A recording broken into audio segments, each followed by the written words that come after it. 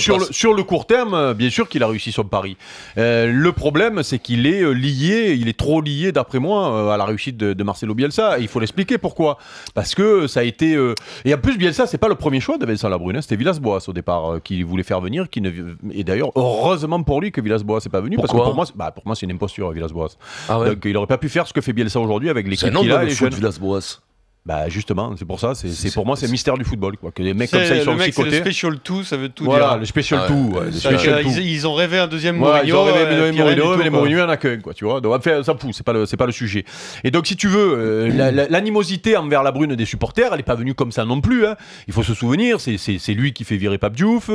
Comme il veut pas prendre la place derrière, il met Dacier, et puis après il prend la place de Dacier, et puis il se retrouve là et il fait partir Deschamps.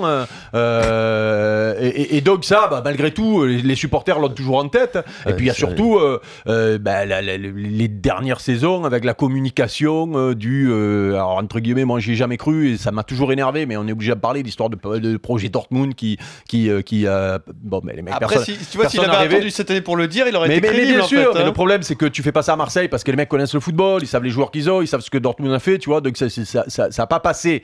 Mais et donc Bielsa, c'était pour lui rappelez-vous, il est très très fragilisé l'an dernier. Et cette année, parce que moi je veux bien, on m'explique que l'histoire Mboula, ça va être lui. Non mais Mboula, même Gilbert Montagnier, il va amener.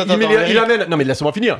Même Gilbert Montagnier amène les images du match à la commission et il ne prend pas son rouge. Ne déconnez pas. On dit pas que ça va être grâce à lui.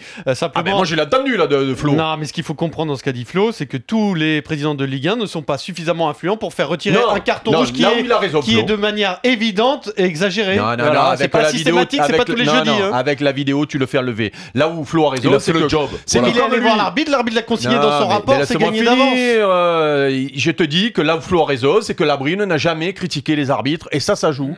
La seule fois où tu montes au créneau, si tu les as jamais crépis, eh ben on t'écoute un peu plus. Ça oui, bravo, ça oui, c'est une bonne. Je trouve que c'est bien d'un président de faire ça parce que.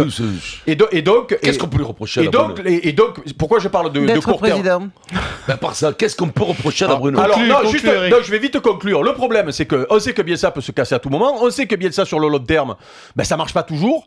Et surtout, ça marche jamais. Et surtout, on parle du bon travail qui a été fait par le recrutement cette année. Combien il y en a de joueurs recrutés par Vincent Labrune ? Parce que Bielsa, il a recruté 0 cette année. Vérité, quel est tous les mecs il joue avec reproche à Labrune. Non, mais parce qu'on a fait du Anigo bashing là pendant des années.